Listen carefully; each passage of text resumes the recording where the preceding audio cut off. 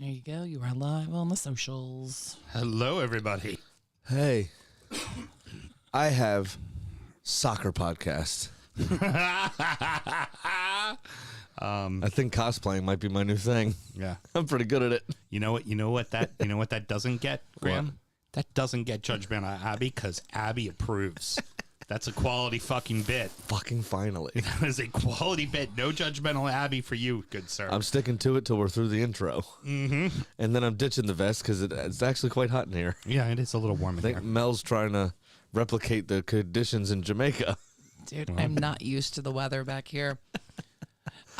We didn't talk about my sister's vacation. She went to Disney at the same time Mom and I went to Jamaica, and apparently Abby was so done with her family. When she got back on the plane, put on her seatbelt, and said, "I'm not going anywhere. I want a new family."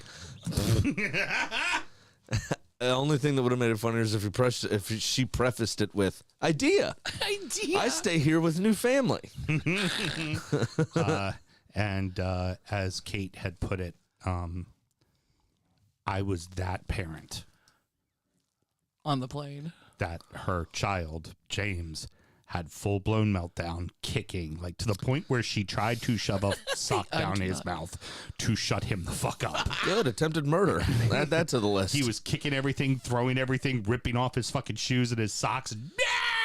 Like, and she was just like, I felt so embarrassed because I was that parent. Oh my God. That fucking parent this time. Felt so bad for her. Poor kid. That's funny. You know what I think I would do in that situation? What's that? I would probably go. Put him in the bathroom and walk away. No, I would just set them in the chair, walk up, find somebody kind of seated alone. If possible, be like, hey, do me a solid, just go along with this. And then I'd go back, take the kid, sit him next to him, and be like, all right, you're fucking his now. Okay? You're going home with him. He just gave me $20. You're going home with him. Yeah. And then I'd leave, and then they'd be like, no, mommy, come back. You'd be like, oh, do you want me back now, do you? Oh, okay. Yeah, all right, shut the fuck up then. Yeah.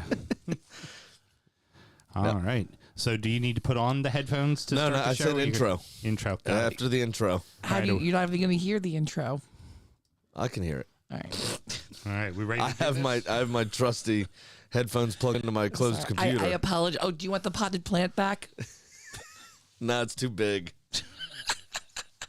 All right. I am ready when you are, Mrs. Houston. I'll do one of these. I'll do the Jersey Shore version. Got it. Love it. All right, here we go.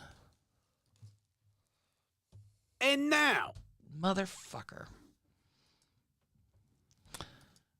Somebody's rusty. I'm on the wrong board. I was just kidding, y'all. Okay, ready? Here we go. This is Nick. You're listening to the DU Football Show, Drunkard United. Of course, up the Blades and f*** the Owls. It's only a matter of time before your best friend comes back to the Prem, Sam. Up the Owls.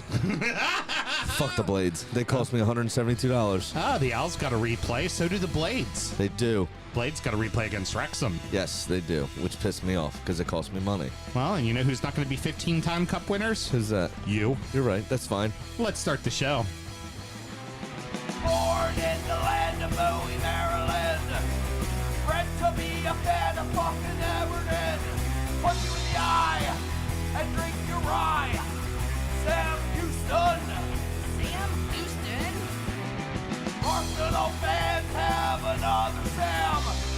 Right day, the fucking Gooner Graham. Smells of a lord. Looks great in shorts. Sam Graham, hey. Sam Graham. Fucking United!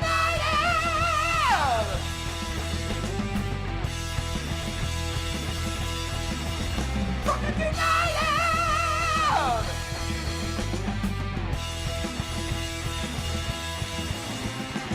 Hello and welcome to the DU Football Show, a completely biased recap of the FA Cup fourth round as told by two common American schmucks. I am your host, Sam Houston, and across the way from me is the daddy of podcast hairstyles, my co-host, Mr. Samuel Graham. Sammy, how are you, sir? I'm also the daddy of podcast cosplay. Yeah, exactly. Stock image podcast cosplay. Jeez, just, oh my God. AI generated podcast cosplay. You're not beige enough, Sam. You're not beige enough. I'd like to make sure everybody knows how we started off today, as we typically like to do. Producer Mel, Meat Bus, Red Stripe, Jamaican for using the right board. Brilliant. Fucking all brilliant. right.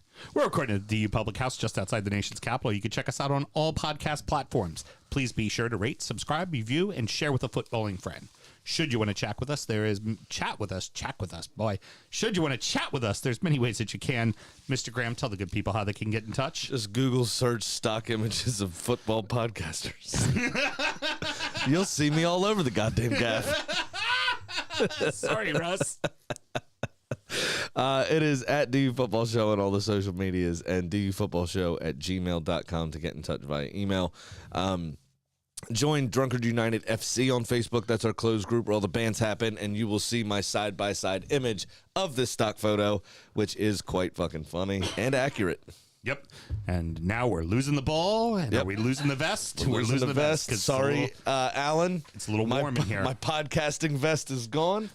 I've worn it long enough. The business is set into me. I'm ready to go. Again, the business, your inspiration. You just said the business is set into you. Yeah, because of the vest. No, I'm all bit. Mel, the first photo she took, said the caption is "Sam means business tonight." He's got his podcasting vest. Well, because you idolize JB. I do not. That's not what I meant. I didn't mean him. I meant the business of doing a podcast, serious, off in the distance soccer podcast.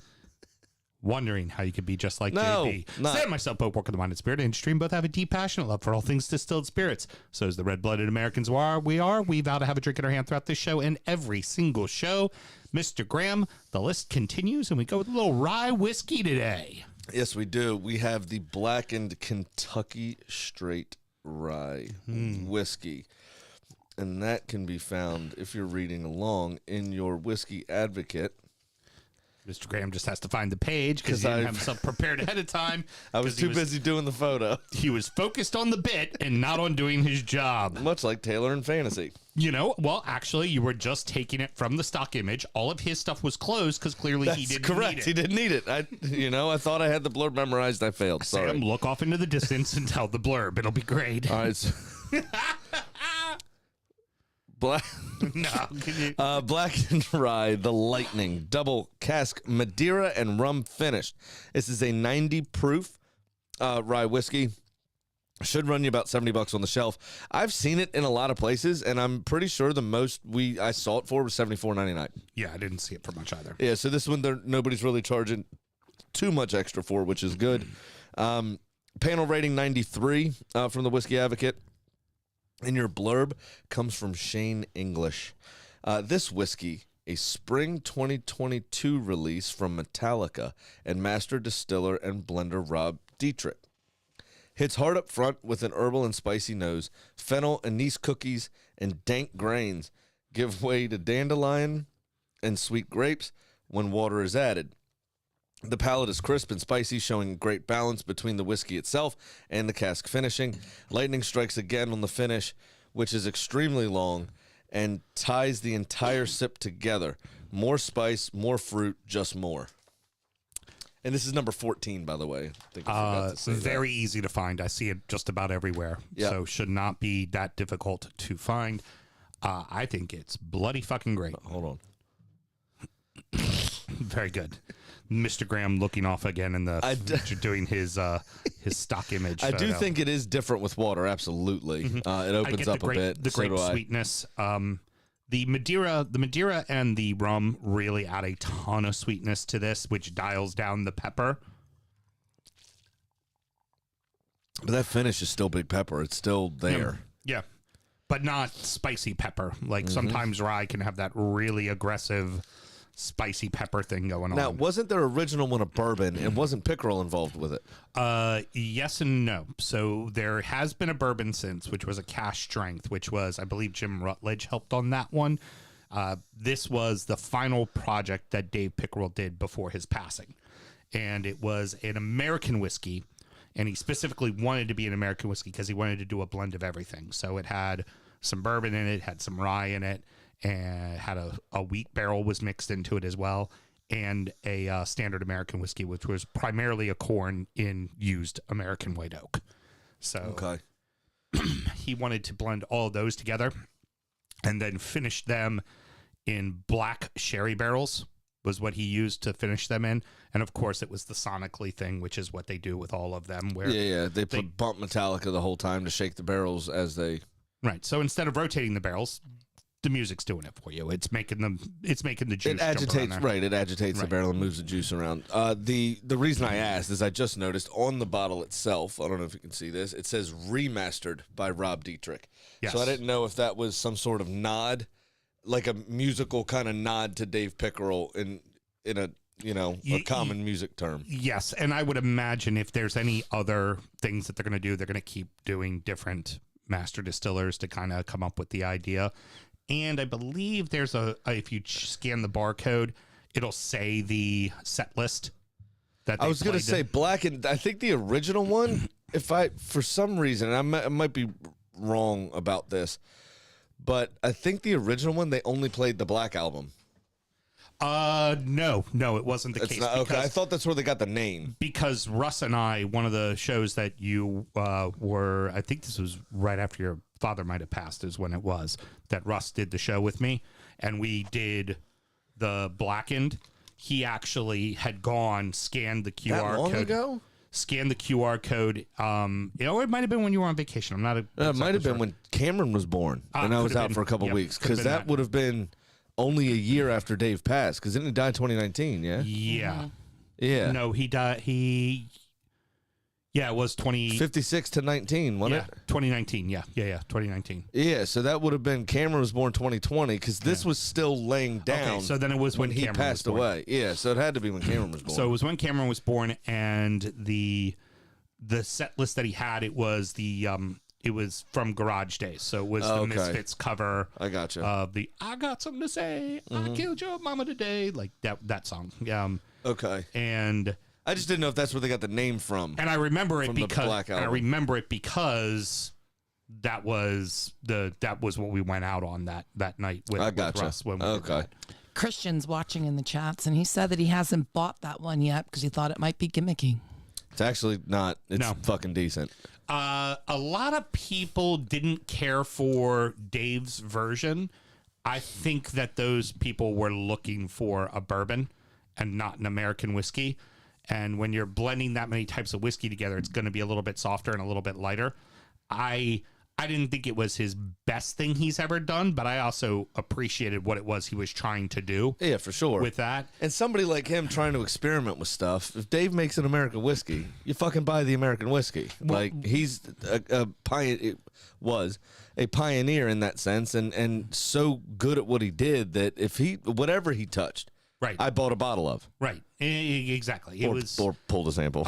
Christian, I would say it's definitely the regular Blackened is a little light. Again, it's American whiskey. It's got a lot of different things blended into it that are, light whiskey, corn whiskey, rye, wheat. It's very mellowed. It's not what you typically expect when you have a bourbon, which is really upfront sweet and very aggressive, or a rye, which is very aggressive and kind of, spicy. Right. This is much mellower.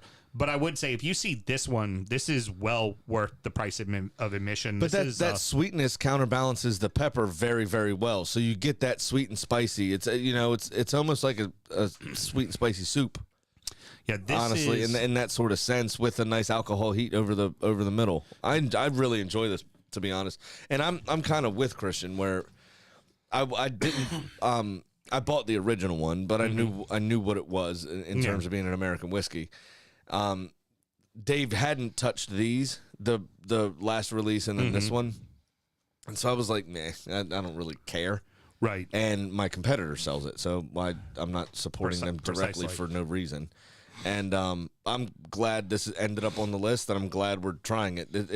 This level, I mean, we still have to taste the rest of the list to figure out where it falls, but this kind of feels right in the middle of the road, kind of like, this is the traditional Brighton, right, of the last few years.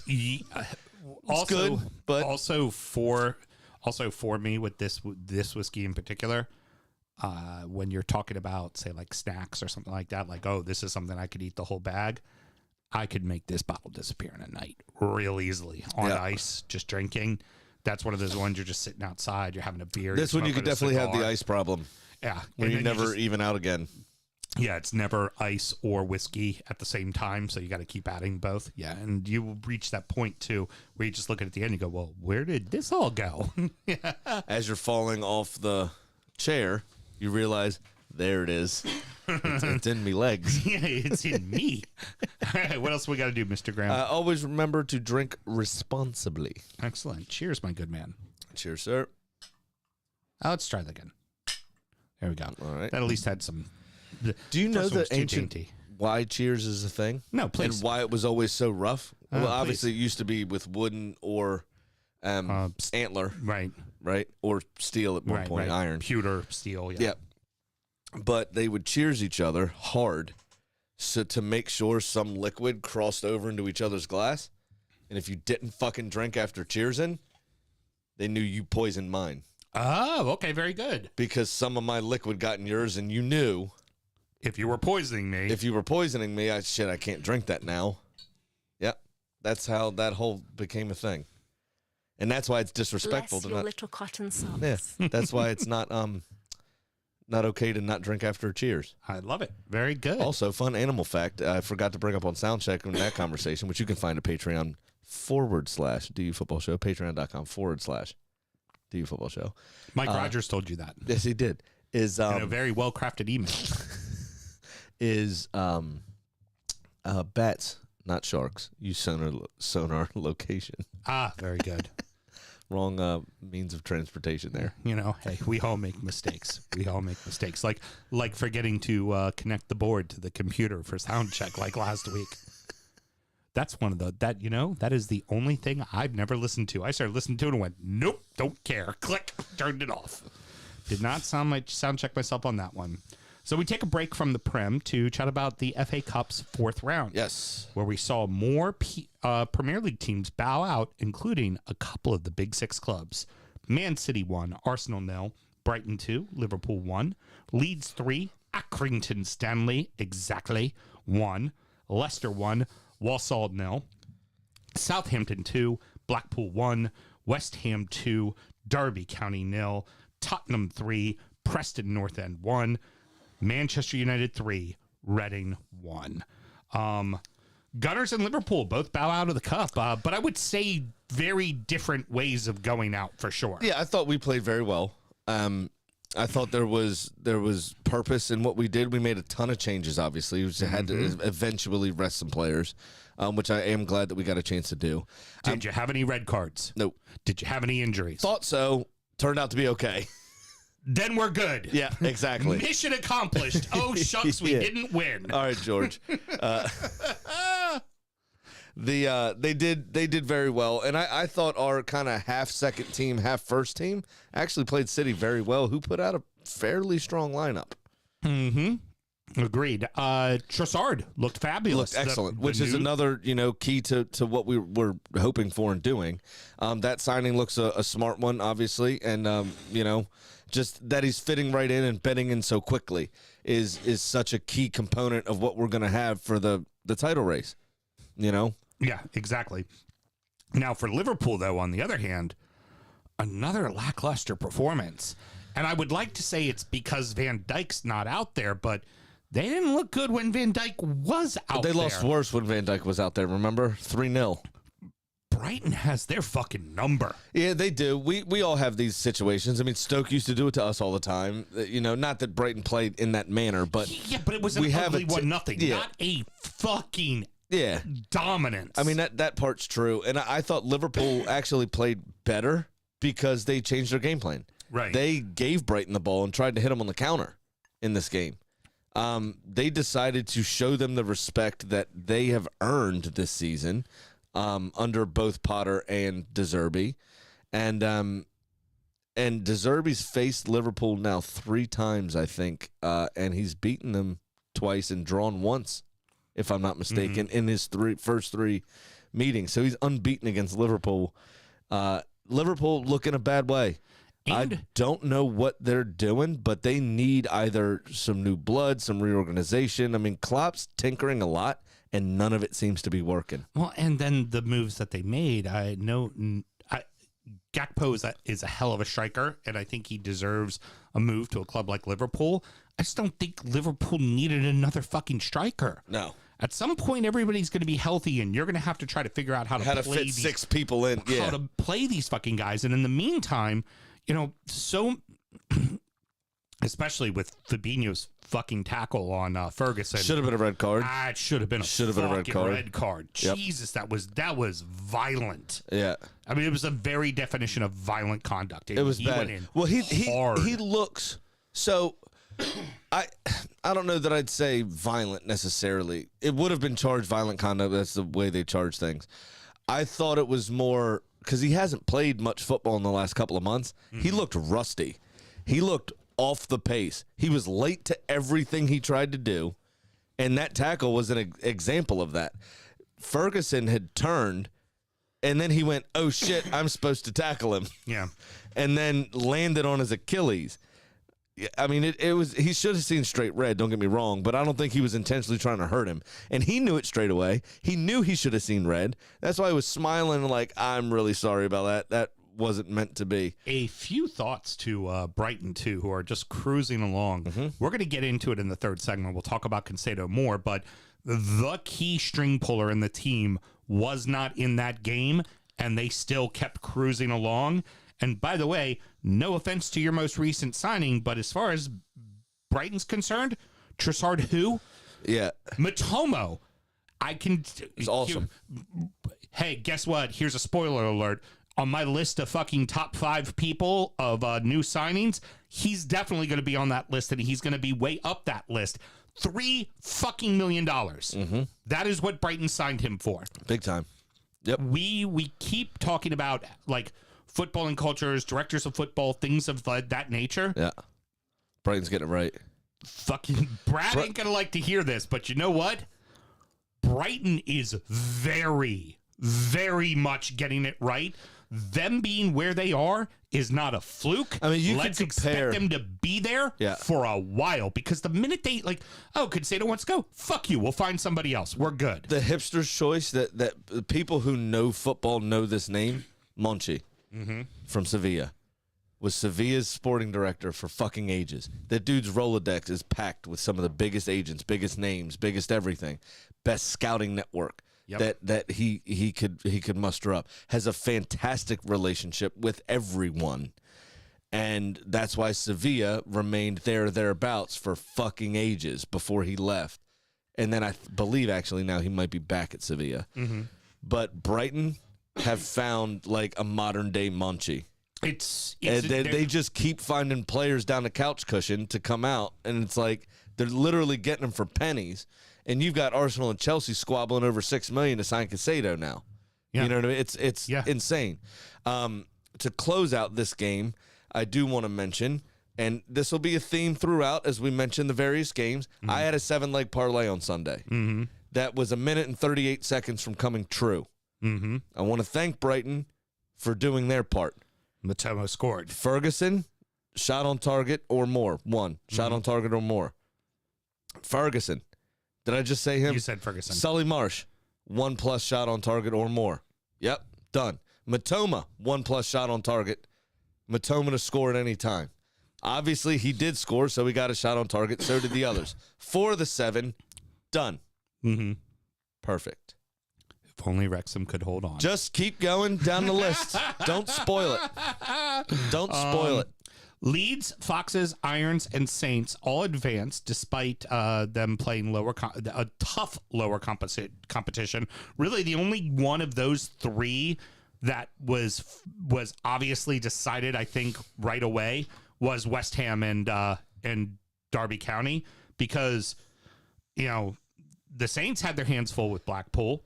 The Foxes had their hands full big time with Walsall. I mean, they missed a penalty, and then it took a deflection for them to get the 1-0 win. And it was 3-1 Leeds versus Aki.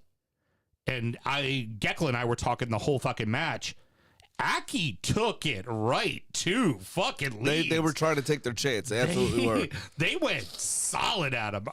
By the way, our friend, good personal friend of the show, Ben K, he was on the telly. I saw him. We saw him, yep. I gave him a little tweet. I was like, hey, I saw you on the telly. He was like, yeah, you did. There you go. Oh, it was brilliant. The other piece to that, I mean, just some real quick, so in case nobody saw it, Leeds did have 21 shots, 10 on target. Aki, though, had 15, 8 on target. I mean, like I said, they had a proper go at this. They didn't sit back. They didn't, 41% possession against the Leeds team as well. I mean, that's intense for a League One side. They did very, very well to assert themselves. Only got 2 yellows. And same number of saves as Leeds, no reds, obviously. Their chances were early. And they committed less fouls as well. Their chances were early, and really, if just one of them had gone in, that game's completely changed. Could have been a different, yeah. And it took a worldie by Harrison from about 35 yards out. Sure did. About 2 feet off the ground into the lower fucking 90s. It was a fantastic strike, that. Like that, it took that for Leeds to have to be in front. And then Leeds made it 3-0. Once they made it 2, they made it 3 pretty quick after that. But Aki never slowed down. I mean, Aki really did give it to him.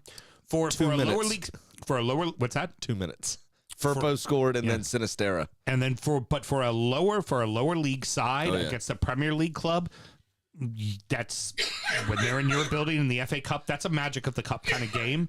And Aki gave them everything they fucking could. That's for damn sure. Oh, for sure. One of the things that one of the commentators says during the Wrexham game that holds true in any competition between a higher quote-unquote caliber of opponent versus a lower one.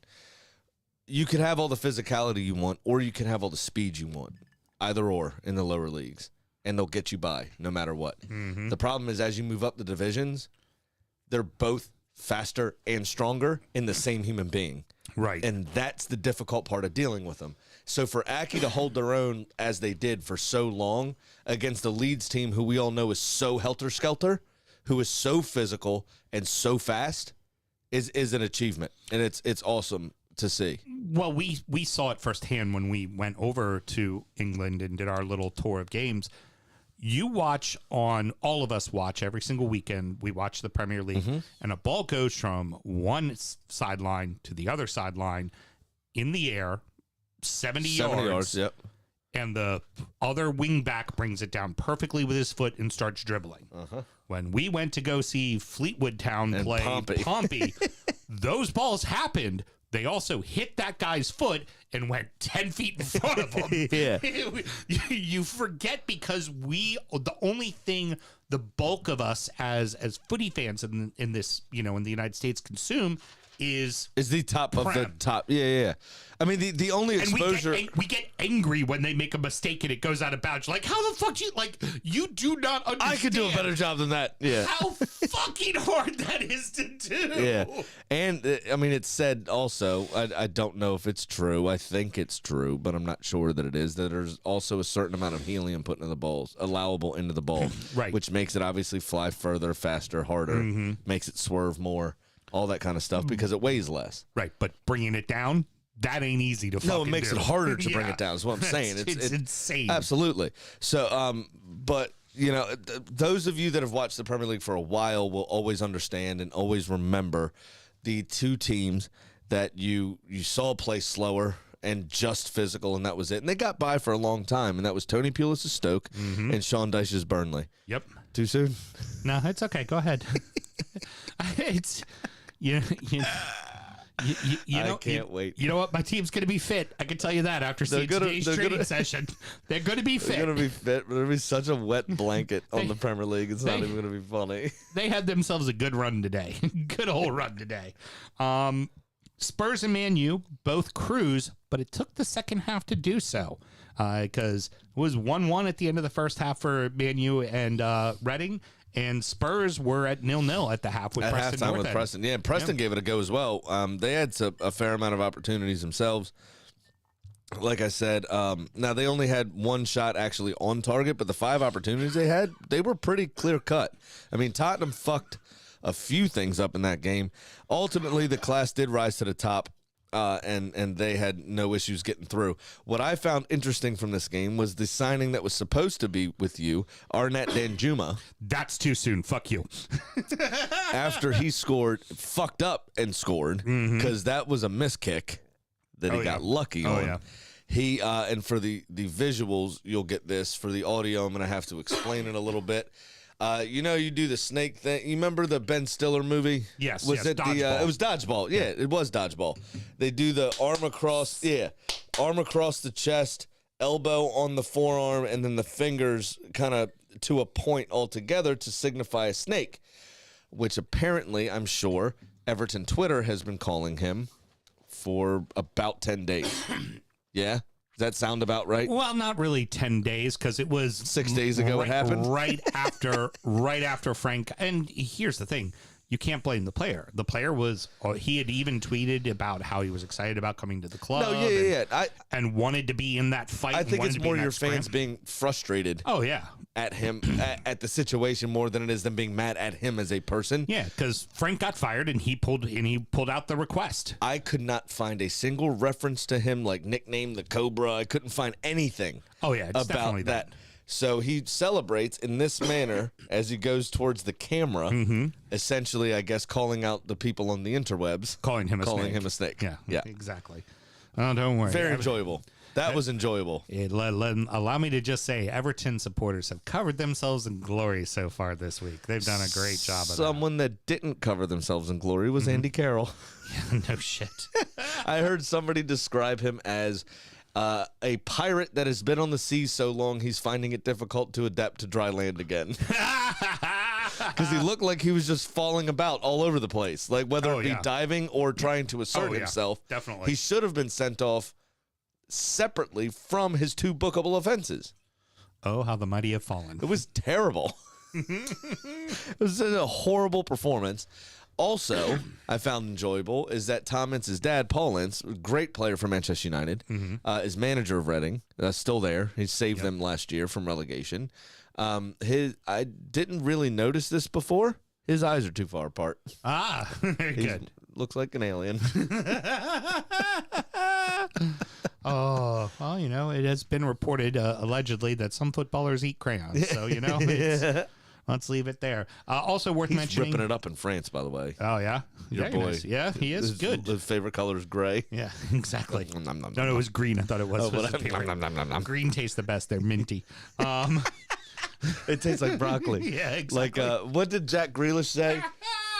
What did Jack Grealish say? He fucked up a really common phrase. Oh, so stupid. It's such a common, idiomatic expression. It's like, let's cut the cheese. Miguel Amarone is my personal hero. Yeah, it's not that. It's something like, let's cut the cheese, or we're the best thing since sliced bread. Uh-huh. In an interview, he said, we're the best thing since sliced veg. Oh, well, isn't that the case? And then somebody, remember the city where they took it? They were like, point out or there was a villa thing. They were like, where's Birmingham on the map? And he just left. Oh, Jack's such an idiot. Hey, but he can drop a sick beat when he's DJing. Also worth at Gary mentioning. Lineker's nightclub. Oh, yeah. Also worth mentioning, both Stoke, a cold, rainy night in Stoke, and Bristol City advanced to sow a couple more championship sides into the 5th round. And what does Bristol City get for their advancement? A trip to Manchester City. Manchester City. Yeah. Because we got to make sure Manchester City gets their cakewalk. That's it. They have to, especially since they're out of the League Cup. And if they got to play somebody tough, it's got to be in their building. This is the case of you. It is. That's right. It is the Patrick Ewing cold envelope of fucking little balls. That's right. Every year for the fucking. Now Stoke and Stevenage. I have to. Part 2 of that parlay was Stoke to win, combined with all those Brighton things I said earlier. Yeah, that obviously happened. Oh, their penalty that they got for the 3rd goal, soft. That's fine. So soft. They still would have won 2-1. And then Stevenage had a reason to be upset because 5 minutes later, down the other end of the pitch, equally as soft, and it didn't get called. It was like. Well, he obviously dove because he's a lower league player. When you're playing in a championship, I mean, let's face it. When you play in a championship building, normally there's makeup calls. It's like, maybe that was a little soft. I'll give you that one. You say there isn't, but there fucking is. It just happens all the time. Referees are human too. Are they now?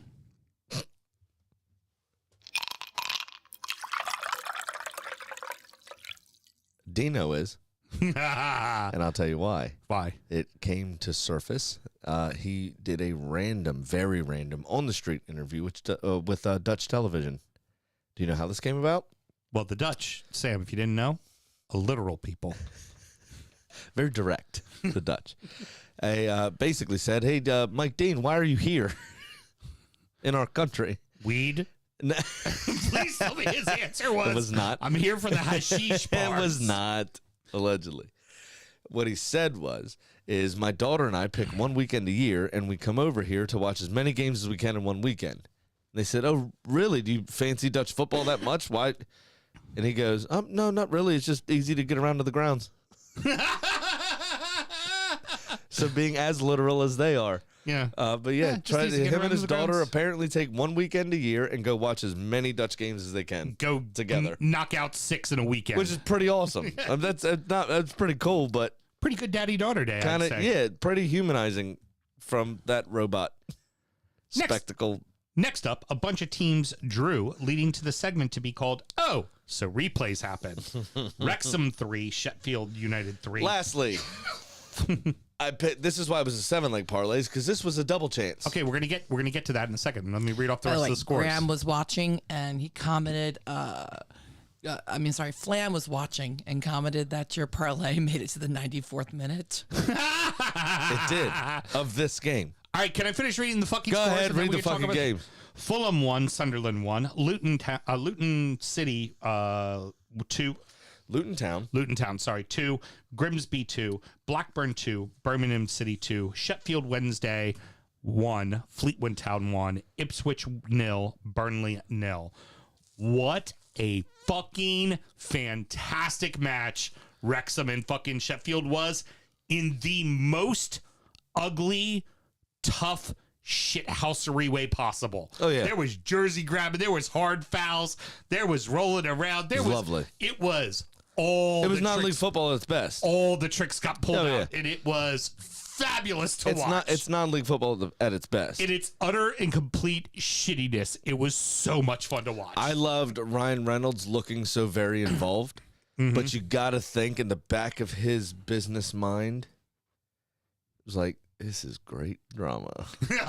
Yes. This is going to be good for the brand. Well, if Flam is still watching, hey Flam, that's an entire episode of Welcome to Wrexham next season. Yeah. That fucking game. I love the two construction workers stealing the game. Did you see that?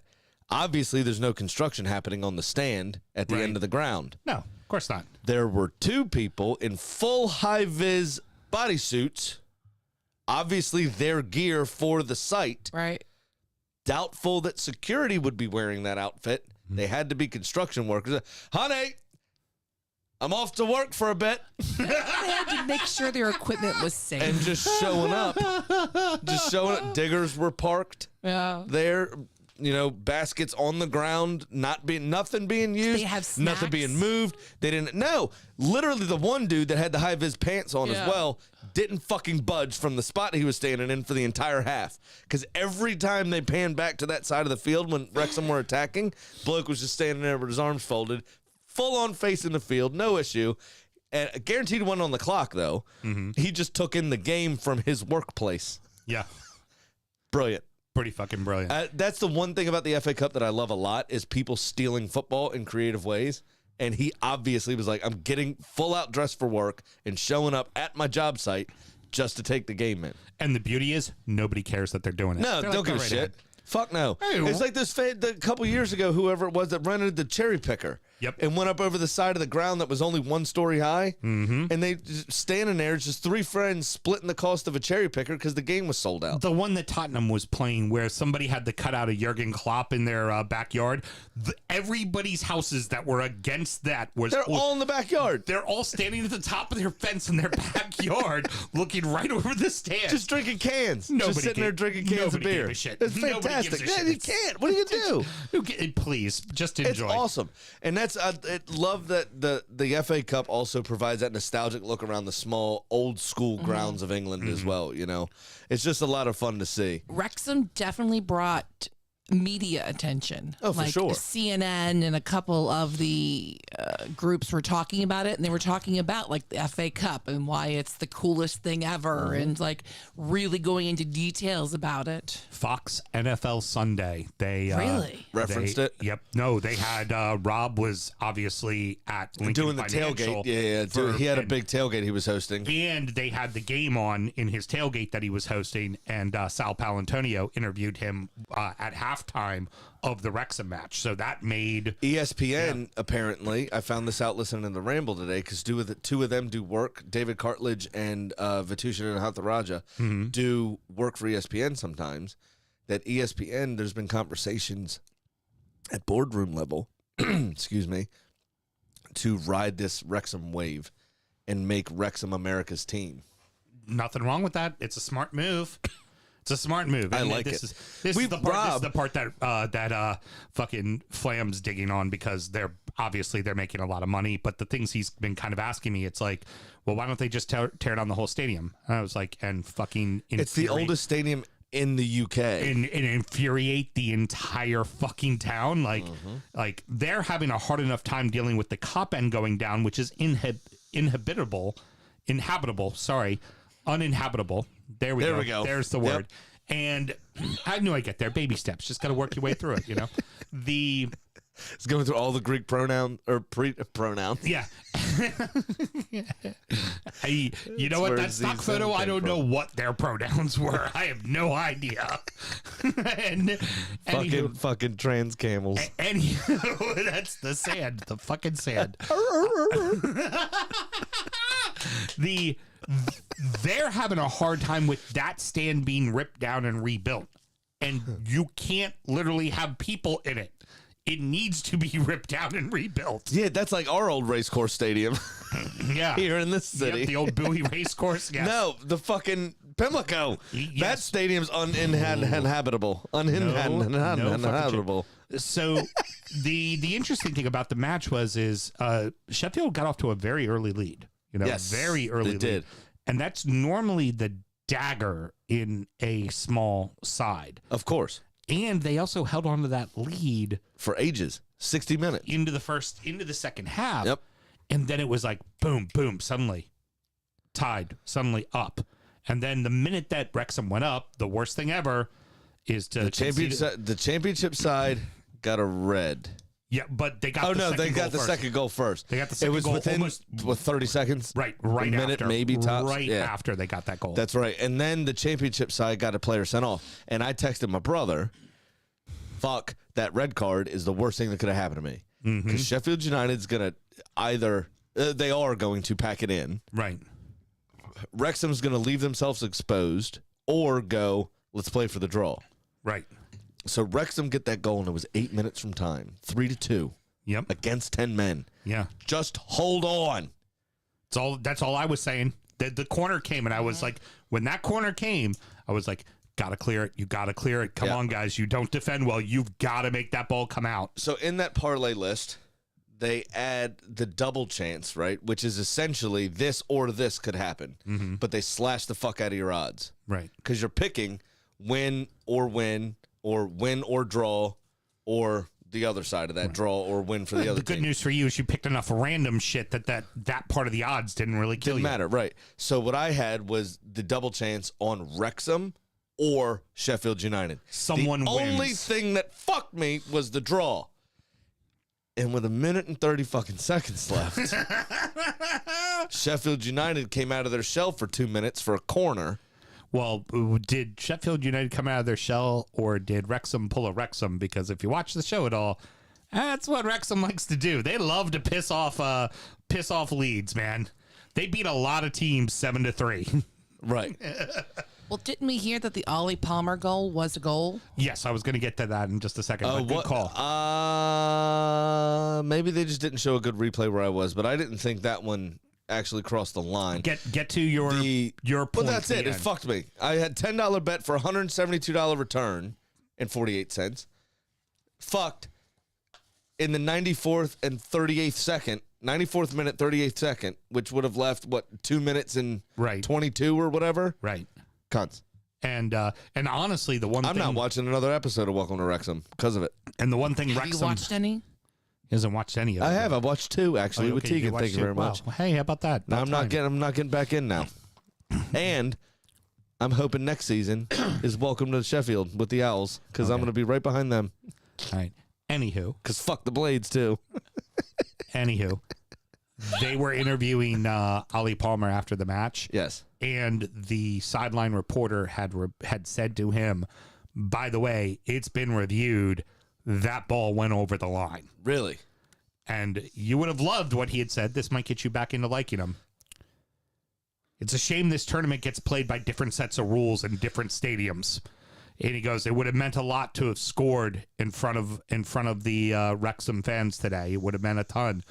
But in one stadium, it's a goal, and in one stadium, it gets reviewed and it's a goal, and in another stadium, it doesn't get looked at at all. He's absolutely right. I'm fully back in.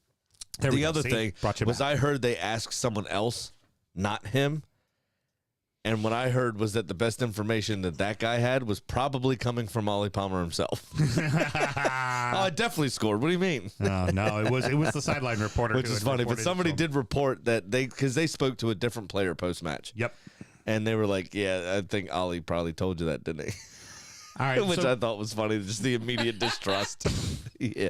It's like when you try to cross it, but it goes in because of the wind or something. Right, exactly. And I totally meant to do that. That was a fucking shot. What are you talking about? That was absolutely a shot. Yeah. I saw him off his line. It was fine.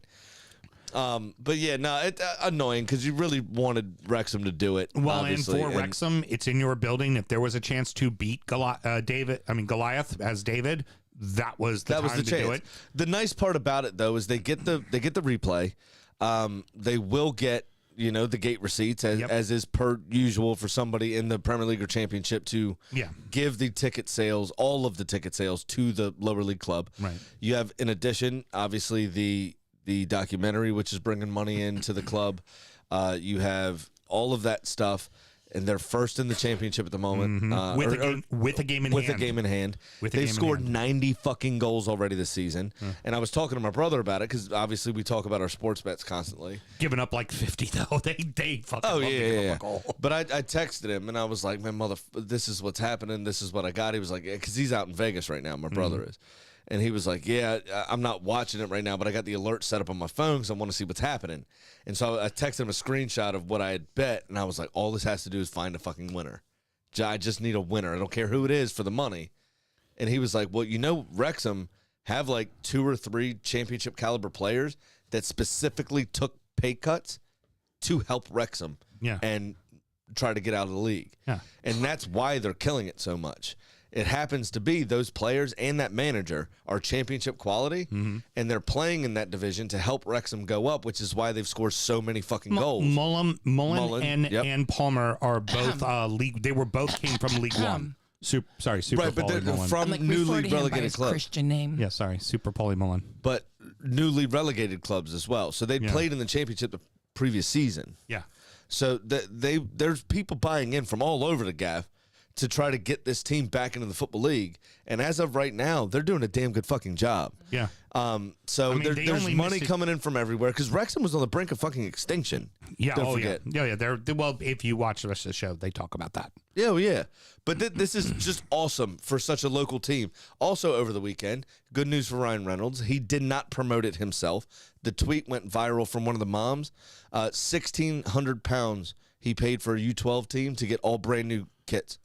So socks, shorts, shirts, tracksuits, just helping a local U12 team. Very good. Yeah, good on him. It's lovely to see when you get that working class city mentality, small club, this, that, the other, and then bang, all of this shit is just fucking awesome. It's just a whirlwind of cool shit. Easy to write it off as like Hollywood money, but I mean, he's an actor, of course. Well, McElhenney did in that first episode. Remember, he was like, "Yeah, I mean, I've got money, I'm good, but I don't have gin money. Yeah. I don't have movie star money. I don't have cell phone money. I don't have Deadpool superstar money, Yeah. or superhero money. Yeah.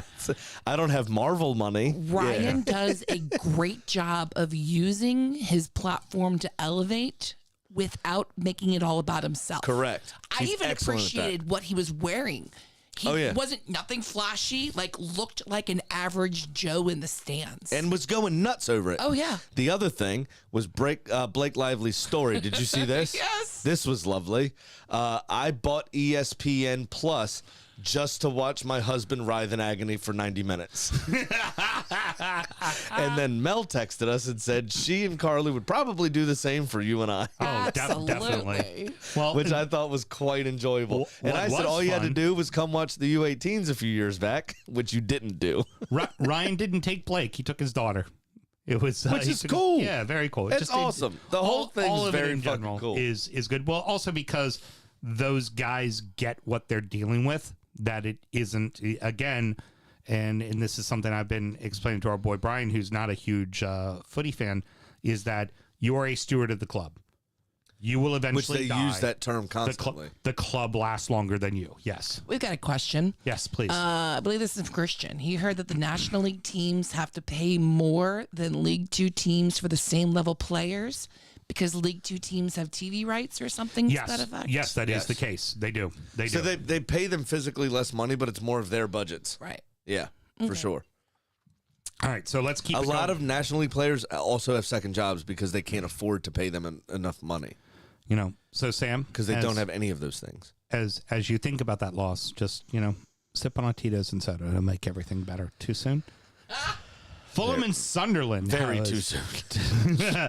Fulham and Sunderland had a really good back and forth, and honestly, either one of them could have won. It was a Yes. very open match. It was. The winner gets Leeds in the next round, and I fancy whoever wins that game to beat Leeds. What you worry about for Sunderland, though, is they did have a couple of key injuries in the game, and two players that have now been ruled out for the season. Ooh, that hurts, definitely. Yes, but there are some exciting young players coming through, apparently. I heard David Cartledge, I read an article that David Cartledge wrote about, because he's a Sunderland supporter.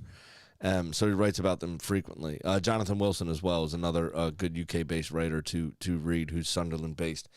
And there were some young players coming through and stuff that won't, they're not like for like necessarily, but Sunderland shouldn't be lacking the quality to try to really get out of the, not get out of the division, but force that playoff push as they were trying. Well, Sunderland doesn't need to.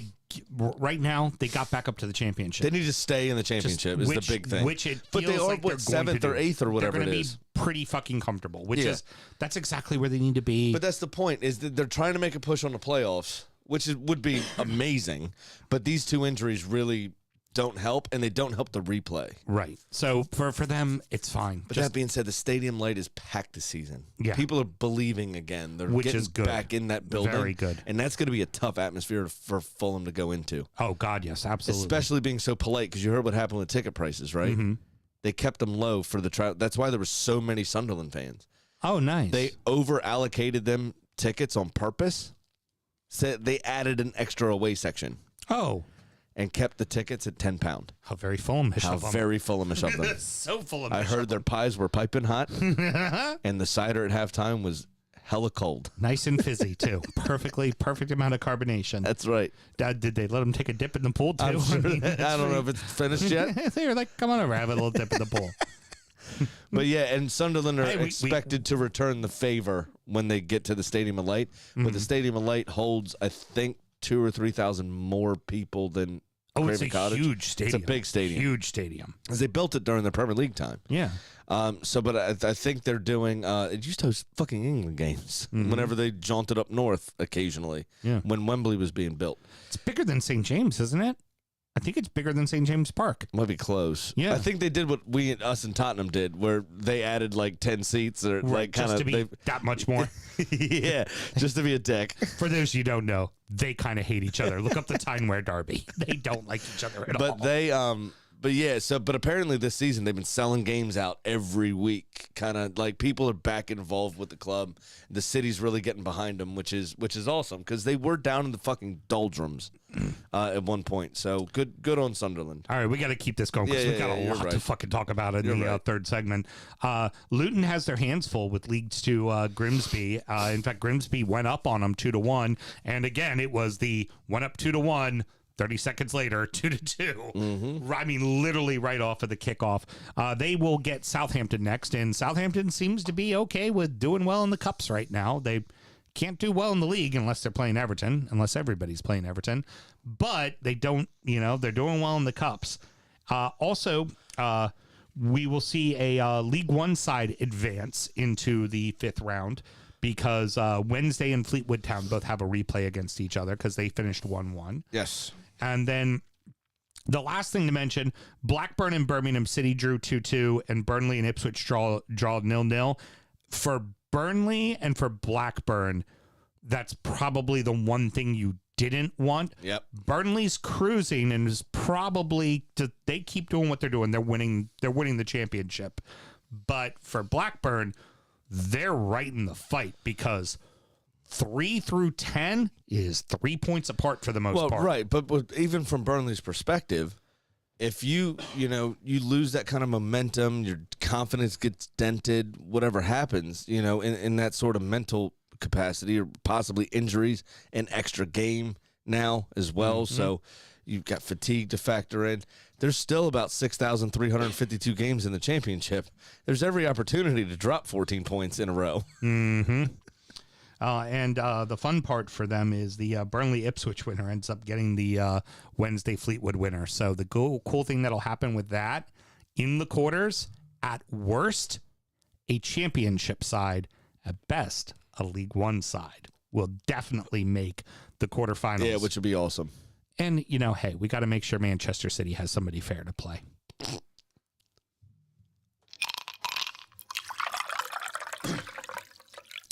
Going a little bit longer than we want, and this I don't want to hold back because this is a lot of shit to talk about. It's time to check in on the Prem because the stories don't stop even if the league isn't playing. We're going to go ahead and start with the Moises Caicedo fucking debacle that's going on at Brighton. We very briefly talked about it at the top of the show, but apparently he wants to move out. Yeah, so this one is a weird one. It's taken quite the turn. Chelsea put in a bid. And could make sense. Graham Potter was his coach. Brighton Maybe said he wants to go play for him. Yeah. They only paid $5 million for him. Right. Or $3 million, something and like that. it was back in 2021, and then he went out on loan. He's really only played about a year with them. 6 months. Yeah. So. Now, mind you, in that 6 months, he has been the most impactful player on the pitch. Well, he was Yves Bissouma's replacement. Yeah, and he's been nothing but fucking brilliant in that role. Better than Yves Bissouma. Yeah. So Chelsea came calling. I think it was 35 or 45 million, something like that. Mm-hmm. Brighton said no. Arsenal pulled to Chelsea and said, we'll give you 60 on Friday. Mm-hmm. Brighton said no. Then Saturday, I think it was, maybe it was Thursday, Friday, this all happened. So Friday. It had to be Friday because Saturday. They played. Right. Yeah. So, no, they played Sunday, but I think it was still the 2 days before. Anyway, doesn't matter. Not the point. The day after all that happened, when Brighton rejected the bids, Caicedo puts out on Instagram a very obviously copy and pasted "Sell me" statement. And to the point where it still had like quotation marks in it, and it began with his own name. Mm-hmm. So now, in all fairness to him, he also had an exceptional World Cup with Ecuador. Like, correct. Really. Now, I think De Zerbi actually has handled the situation very well because he came out and said essentially that I don't think he's being advised correctly. Because it was I don't know if it was a language issue. I don't know. I've never heard an interview with him, so I don't know how good his English is or whatever. Right. But his Instagram post was a very obvious copy and paste from someone else. Mm-hmm. You would imagine probably his agent. Hey, this will help you force a move. Right. or, whatever, do this. And so his DeZerbi's agent come out may and said he's think- 21 years old. Yeah. He was playing, at Benfica or whoever it was. They paid $3 million for him. I don't remember who it was, but somebody along those lines. They paid $3 million for him or $5 million for him, and now people are offering 8, and in some cases 20 times that valuation. He's still a 21-year-old kid. Correct. So his head's been turned. That's obvious. Right. DeZerbi thinks he can get him back into the fold. Brighton don't want to sell. Brighton don't really need to sell, is the other thing. Problem is, if they do sell, the one position we haven't seen anyone else, because, like, Trossard, you go, oh, fuck, what's that? Well, Matoma was already banging him in. Ferguson had a couple since the World Cup. And then you go, okay, they'll be fine in that position without Trossard. The one who had the heart problem left. Mwepu's come back, but you can't expect He's in a him- coaching role. Player coach. I thought he's He's okay. the coach. He's Like, coaching like the U16s Yeah, or something. you don't necessarily have the depth, and for them, like the move to Chelsea. I mean, I hate to disappoint you. Brighton's going to finish ahead of fucking Chelsea. I think so, too. Brighton's probably going to play in Europe next year. Why do you need to leave, kid? You don't need to leave yet. Well, I don't think it's his fault. I think DeZerbi's spot on here is what I'm saying. His agent's telling him, blowing you got a up. chance to go play for this big club. And what You they got a don't chance realize, to win the league your first season in the Premiership. and what he doesn't realize is he'll go to a club, be it Arsenal or Chelsea. He makes it. And then he gets Chelsea on the will probably play. He gets on the pitch and he makes one fucking mistake, He's dropped or loaned out, and he never fucking sees the pitch again. Ever. That's how it is in a big club. You need to be fucking ready. That's exactly you need right. to you need to impact that team right the fuck away. That's exactly right. And for him, you're right with Deserbi. His head's being turned in the wrong fucking direction, man. But he's Absolutely the wrong trying to handle it well, DeZerbi. He's doing a great job at man management. That was one of the concerns when he came, was how is he going to handle the press and this, that, the other. And he's done a fantastic job. I don't disagree with how he handled this one. Not me either. You know what, kid? He's doing great. You're off this weekend. You're off. Go. Get your head right. You're good. Stop talking to your fucking agent. You're good. You're not hurting my feelings. I get it. You just did well in the World Cup. You're definitely an impact player. You're probably one of the best young players in this league right now. He went from being loaned out from a mediocre side to playing balls to the wall in the World Cup and being better than the person who he replaced. Absolutely. Straight away. Absolutely a full breakout season, and he's only 21 years old. I mean, I was turned by the first craft beer I saw when I was 21 years old. Yeah, exactly. This kid's being suited for 60 million from Arsenal. Right. And apparently late Sunday night, we offered 70 for him, and Brighton turned it down as well. Very early in the wee hours of Monday morning. I would say for Arsenal, that's not the signing you need right now. No, but we do need cover for Partey. I think Friday kind of freaked a few people out. Yeah. Yeah, but I think you find a loanee, and but also El Neni got injured and a proper injury. That's the one that now hurts he's nowhere near as good as Partey. There is a drop off there. However, he's serviceable. He can drive the bus. He can do what needs to be done. And with him going off the pitch, Partey going off with that rib injury, that now is the fears have been alleviated. There's no issue. He's available to play you guys. On Saturday. The concern was fuck, now what? Because Lakanga came into that game on Friday and looked like shit. Yeah. So it was like, Arsenal's like, fuck, we got to sustain this title challenge. What do we do? This is an obvious weakness in the side. Yeah. And so I think they're kind of scrambling a little bit with the deadline approaching to find a backup to Thomas Partey, and they're willing to pay over the odds because we're in the last 36 hours of the transfer window. It's true, but I also think you could move Ben White into a defensive midfielding role. And the Polish dude. Yeah, I think you'd be okay. You got depth. You've got depth. Speaking of our Polish defender signing, who can also play left back and defensive midfield quickly, with that meme that I shared of Matoma. You mean Pete Wentz? Juggling. I do mean Pete Wentz. Yeah. Of Matoma juggling and Matip or Gomez, whoever it was, twerking on the floor. Yes. I would mention, since we talked about Pete Wentz, Polish Pete Wentz, his wife was the runner-up for the European Twerk Championships.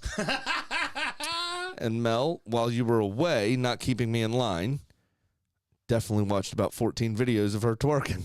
Was it championship worthy? And I'm not going to lie, it moved. Beautiful. And I thought all the misogyny thoughts, and it was fantastic for about 12 minutes until I got caught by my wife because she had to come into the bathroom for some nail clippers. What you watching? Yes. Unfortunately for me, every time I'm on TikTok, it'll be something sexual when she goes, "What you watching?" I'll be like, "I have just watched 20 cooking videos in a row." And then there's a girl twerking, and that's the one you walk in. That's the one you fucking walk in Yeah, on. if you're so inclined, do yourself a favor and take a gander.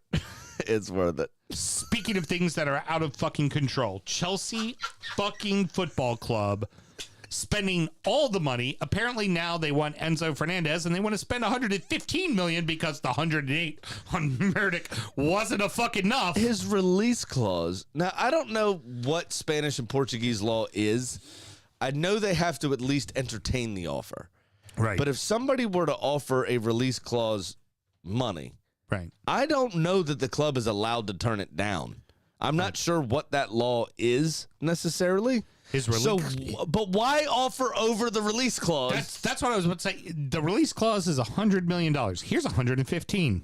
We just want to make sure. We just want to make sure. If that's the case, I would look into Todd Bowley's past because it sounds like he has issues with the mafia. So what I appreciate about that, just That's a big mafia move. on an Everton point, the whole reason why they've gotten to Enzo Fernandez is because they wanted Caicedo, and Caicedo, Brighton saying no way in hell. This one I like. They wanted to get Onana. Everton didn't say no. Onana said no. I like that. I like that a lot. I like that a fucking Like that a lot better than Anthony Gordon's response. he's a few lines down here. We'll get to him. Hey, that's called a transition, Sam. Maybe you should look that up. Yeah, but we still got to talk about how financial fair play clearly, much like our tax laws, do not apply to the rich. As I told you earlier today, in our pre-show meeting, production meeting, we're calling it now. Yes. Financial fair play is like any other law. It can only be applied once it's broken. You can't apply it currently, and the books don't get turned in until the end of the season for the fiscal year. So I think Chelsea will have a transfer ban again, which is why Todd Bowley's looked at it and gone, I'm going to buy everybody. Oh, well, I mean, he is the owner of the fucking LA Dodgers. He does not care about money. Money does not matter. Right. What's the luxury tax? 110 million. I get penalized for more if it's 125 million. Well, I might as well be 150 million. That is exactly the way that man thinks. That's exactly right. And that's what he's doing. Yeah. Because I think they will get found out again, especially when they finish outside of the fucking European places. Well, and here's the thing that's going to bite him in the ass, they too. will. Is understand this has become the thing now with a lot of clubs. You guys were doing it first, and now more and more of the big six clubs are starting to do this. It's deferring the payments. It's paying over 10 years. The problem is, when that player, especially at a big six club, because the next guy we get to has only been at his club for a year and he's already out of favor. Like, how many people do you look at in football that have a great year and then they're gone? Like for you guys, Torreira, he was the player of the season for you. Guendouzi's a better example. Gone. Guendouzi's just in and out of the team for the year that he was here. Wasn't even a regular starter. Torreira was at least a regular starter and then fell out of favor. Guendouzi was in and out of the team under all of the managers that took over. Pepe, you're still paying on Pepe. Pepe was a 6-year deferred fucking payment. But that's the thing, right? And then so you try to find somebody to sell so you turn a profit that fiscal year. Right. And that's exactly what they do is they defer these payments. It's a rich people's scheme. Yeah. One that Mashiri can't seem to figure the fuck out. No, he definitely can't. He just went in 2017, sign them all. Every number 10. Don't care. All up front. All of them. Here's the check. Just sign it up front. Here's $250 million. Just go get me what I want. Exactly. All the 10s. All the fucking 10s. But that's the thing is you would think that these people, these corporations, and now eventually there will be some sort of forensic accountant 20 years from now that'll figure out that all the oil states, that all the that own football teams, that all of the Todd Bowleys, the slumlords, all the people that own football teams have been, kind of skirting the rules, doctoring their books like Juventus, or deferring these payments over such extended, massive periods of time. That is kind of non-standard business practice kind of thing. Hey, Mel, real quick. And they're going to get found out. He said forensic accountant. Let me find out my brother's going to fucking bring down all of English Premier League soccer.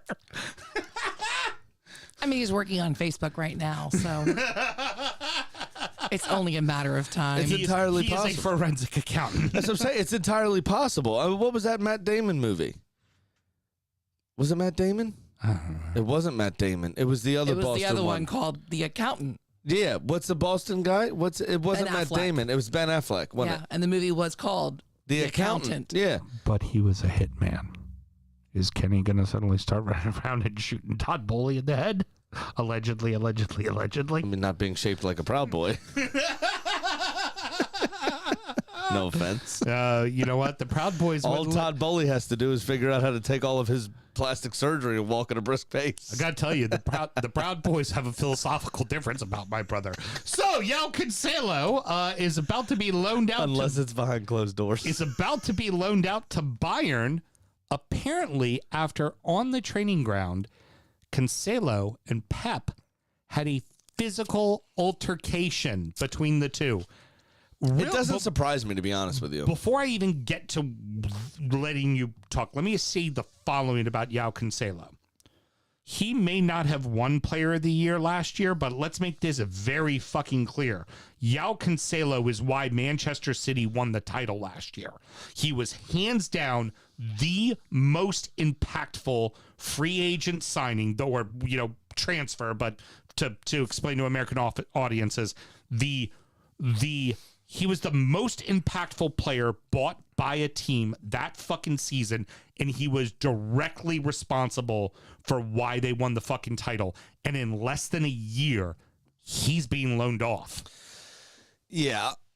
So he's a very good player, but it does not surprise me. You know what surprises me is these stories don't come out more often. And I'll tell you why. Because Pep is so fucking intense. Mm-hmm. There's so many. It happened after Bayern. It happened after Barcelona. When he first got there, Deco and Ronaldinho showed up to it. When he first got hired from Barcelona B to be Barcelona's first team coach, Deco and Ronaldinho showed up drunk to a training session from the night before, right? They were out of the club within 3 months because they thought that he was a bad example for Lionel Messi. Wow. For the young players coming through, but especially Messi. And Pep plays no fucking games about that kind of stuff. And if you Mane at Man City, not Sadio Mane, the German one, Leroy Sané, yeah. He but so Pep is so intense and so right, and so he comes and changes the entire culture of the club, the entire culture of training, the entire training routine, the whole fitness routine, just all of it. And it's so fucking intense all the goddamn time, right? That all these players come out and they're like, yeah, we're just exhausted, we're spent, while he's there. We're doing this, that, the others. Yeah, but you're winning games. You do it, yeah, because the system is so airtight that they give him compliments, but they always complain about how exhausted they are, how intense it is, and how they can't keep focus. Which is always all the time talking about this, that, the other. Da, da, da, da, da. But then when Pep leaves, you have Thomas Mueller and Philip Lahm and a couple others organizing their own training sessions because Ancelotti's are too lax. Right. So they feel like they need to do more work because they're not doing enough work. That's going to be kind of what we get into when we talk about the new appointment at Everton as well. Right. That's so they a lot start to do with organizing that. their own training sessions and their own off-the-books things at, like, local parks so they can get the intensity back. Because when you're in it, you hate it. But once it's gone and people let you free and you're like, oh, I could probably have a cheeseburger today. And you do, and you go, well, fuck, tied 1-1 at the weekend. Mm-hmm. Maybe I was moving a little slower. Maybe I wasn't thinking as sharply. I had too many beers the night before or whatever. I snuck a, 6-pack into my room, or whatever. Mm-hmm. It's a fucking Oktoberfest, for Thomas Mueller, Right. whatever. Right, right. And you have those couple of beers, and then you go, fuck, what? Pep wouldn't let me do that. Mm-hmm. Now I'm not getting the best out of myself. I crave that. I want that. I need that intensity back now. It's like good heroin. Like good for you heroin is what it's like. So intense, right? It's like so good, and then you're chasing that high once it's gone. You know what I mean? It's like heroin that is good, that would be good for you, because it's really about physical aptitude and fitness, right? At the end of the day, and mental sharpness, which is a positive thing. But it's like that same fix that while you're in it, you're like, I hate my life. I don't know what I'm doing. This sucks. But then it's gone, and you're like, God, fuck, I need that back. I want that back. How do I get that back? Yeah. Continuing on, this actually got officially confirmed today, just right before we did the show. Weston McKennie is now going on loan from Juventus to Leeds United with an option to buy at the end of the season. Is there any word whether or not he got stopped by British Customs since they left the European Union to check his paperwork and make sure it was all up to speed? Heard. Yeah. Considering where he came from. Yeah, no, that's the United States where they stop black people and question them. No, I'm talking about because Juventus' books. Yeah, true. Very true. Because of the shady dealings of the old lady. There's part of me that's very excited about this move, because honestly, it's I'm sorry. This wasn't Customs and Border Patrol. Mm-hmm. This was the British IRS, Her Majesty's Revenue and Tax Service. Yes, I'm with you on that. I got the joke. I just didn't laugh as hard as you did. I know. Sam. I just want to make sure everybody knows I'm not talking about the fact that he's black. I'm talking about the nefarious dealings of Juventus Football Club. Well, that's why I said England isn't like the United States, because if he was getting transferred to DC United, there might be a check. Just saying. But our fucking people. How our country fucking is. But I didn't say that. Late. Just saying.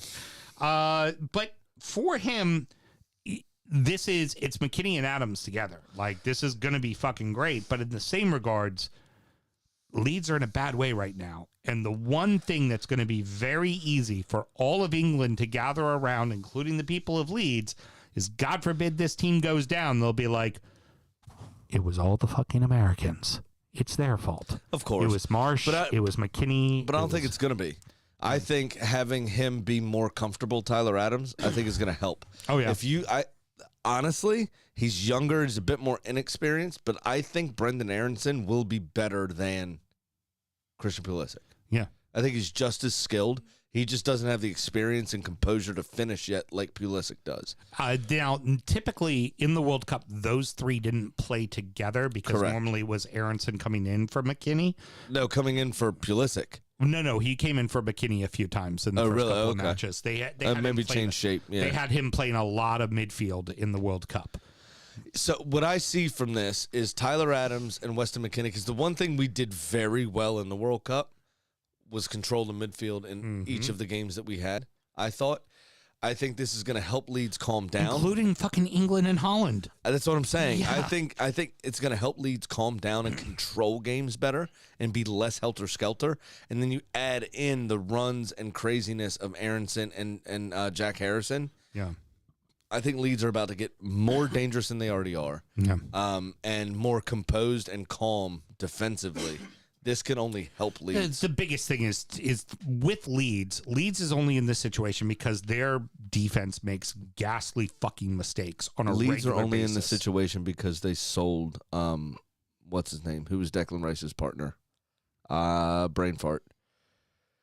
England International. Calvin Phillips. Yeah, Calvin Phillips. Sorry, brain fart. It's all good. It's the only reason they're in this position is because they sold Calvin Phillips. If Declan Rice was not part of West Ham being in the relegation zone right now. Yeah.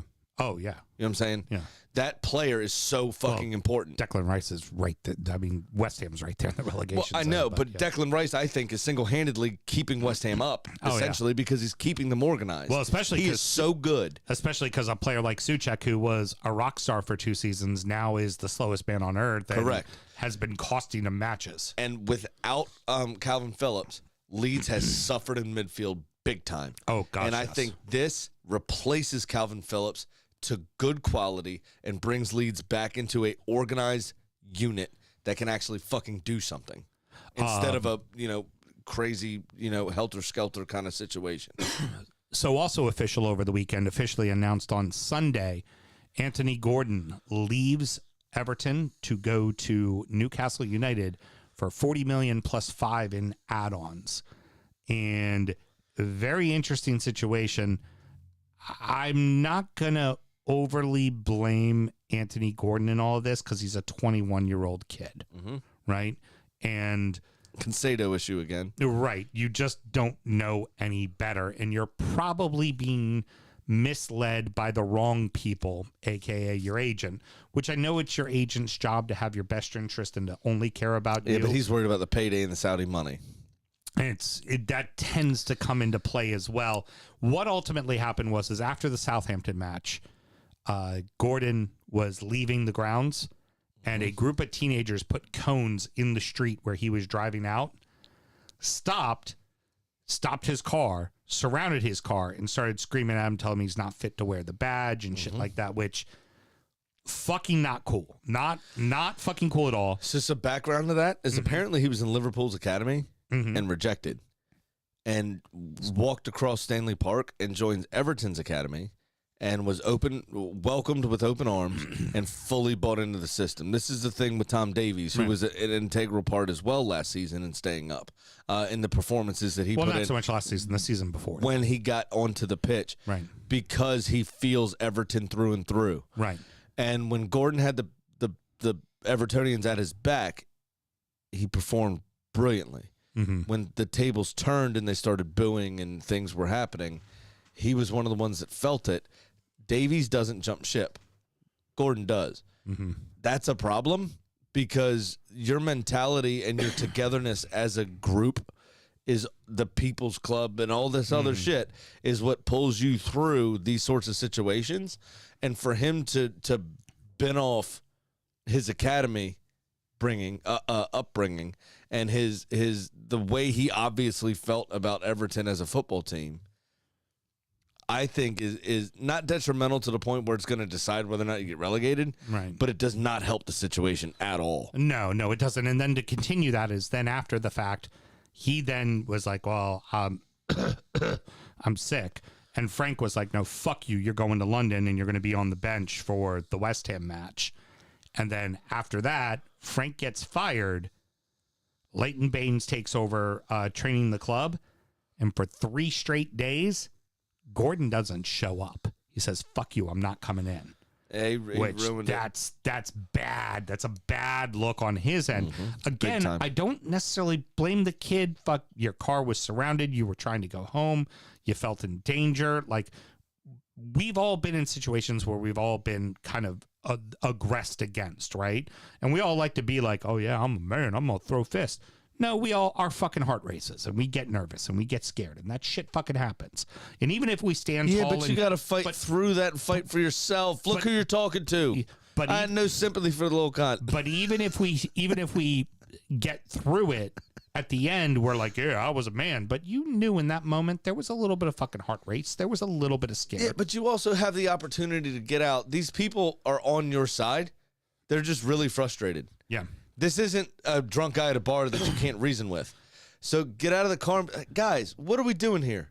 Right. I want to win just as much as you do. Well, that's what Yuri Mina did. Yuri Mina stepped out of the car and went, I'll die for the club. And at the end of it, of those 17 people standing there was one dickhead, and the other 16 were like, yo, shut up. Shut up.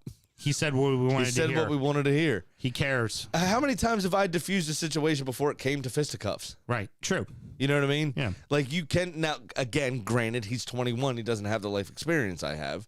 But you got to be able to do that. And especially with the way he was rejected by Liverpool and joined Everton and brought up the Everton way, this is not what you wanted to see. And then for him to go out in this manner, not showing up to training, considering not showing up to training, when he was 11 years old and got signed, the first picture he took was with Leighton fucking Baines. So it's Leighton fucking Baines running the training. Yeah. And you're like, yeah, fuck these guys. It speaks to a silver spoon and something that Everton is not associated with, and it's not fucking okay. Well, and he did a lot to ruin his own thing. Did you see, probably because you all fancy number 10 so much, the viral tweet that was going around of the two boys? They had cut Anthony Gordon's name out of the number 10 shirt because they wanted to keep the number 10 shirt. Right. And burned his name in a fire pit in their back garden. Just the Gordon name. Just the name. But they kept the number 10 Everton shirt with a big-ass hole in the back because I'm sure they'll just be able to sew something new right in there before the end of Tuesday. Now, here is we go on to the bigger systemic problem that is Everton and Everton's board is there was legit people who wanted to sign Gordon in the summer. Gordon's head apparently was already turned in the summer. What does Everton do? We'll put the 10 on him, make him feel important. And ultimately, that doesn't work. Now, I will say the following.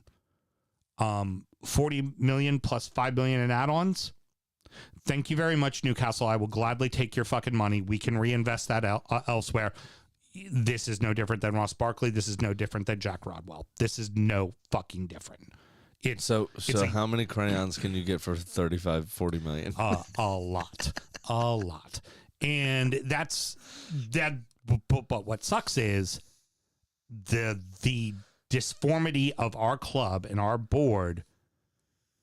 That's when that move should have been made, was during the summertime. Not put a 10 on them and make that fucking sale. Well, because in the summer he was worth 60.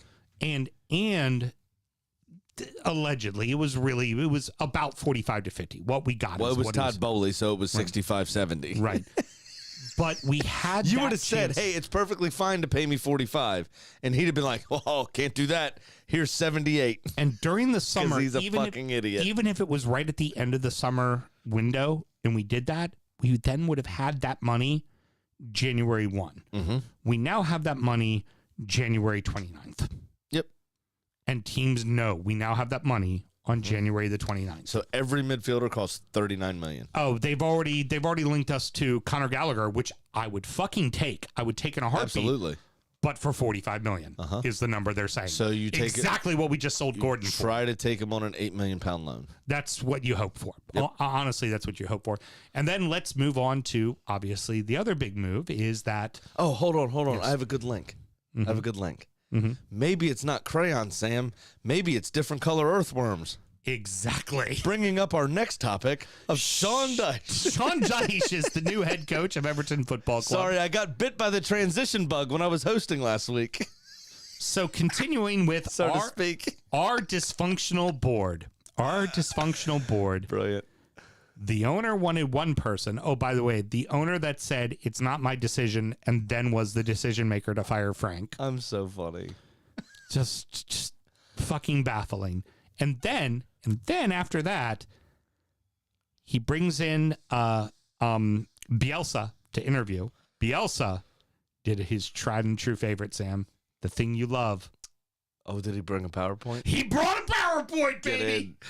And here's what Bielsa actually offered. I heard a mad story about this, and I think it's what you're about to tell me. Here's what Bielsa offered. He goes, this is what we need to do. Completely restructure the entire organization. There needs to be a look towards how the type of youth players we bring in. I'm not applying to be your head coach right now. I'm applying to be your youth coach until the summer, and then you can sign me on to be your head coach because I am going to fix your organization because your entire organization is fucked currently. But he also offered up his staff, minus the translator, obviously, his staff to take over the first team till the end of the season. Yep. Right? And he would work with the U21s to build up the talent. The talent to be able to freely invest in the squad. Yep. Right? To bring in the academy players to be able to play the way he wants to play, maybe sell some things, fix the finances. And Mushiri looked at it and went, that seems like a lot of work. I normally just sign checks.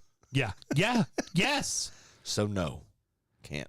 And then Kenwright, who owns, again, 1% of the club, yet somehow makes 99% of the decisions in this fucking club. I heard something else. He made his money in musicals. Yeah, he was an actor.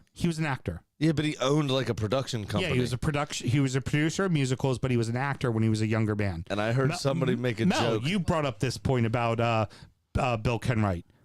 He was in 4 episodes of Zed Cars. Oh, yeah. Oh, really? Uh-huh. So I didn't know. The story I heard about this and where I became aware of him being in the musical game was musical as in production musicals like Cats, was Wow. that he basically That was obnoxious.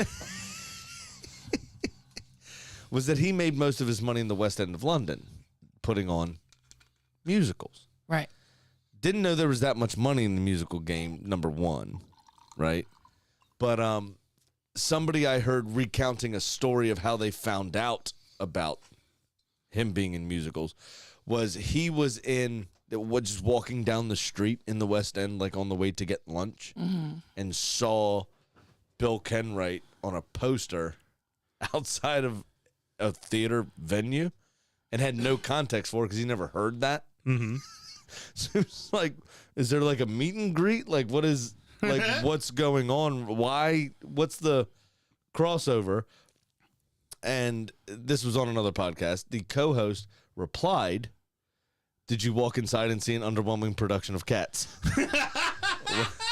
Which was, I thought was funny because that's what, and until he said it, I couldn't put a finger on it, but that's what Everton's been this season, was an underwhelming performance of a musical that I think is shit anyway. Did Bill produce the movie? Because that was very underwhelming. So ultimately, Mel's fuming because Mel likes musicals. No, I'm trying not to puke, actually. Then why do you have Mamma Mia tattooed on your neck? Well, because I roll hard in the Italian circles. Go ahead. There's somebody got caught the other day. so Everton On signed. a run for 30 years in Sicily, by the way. Pardon me. So Everton signed Sean Dyche to a contract through 2025. Yes, Mel, that is a title. An underwhelming performance of Cats.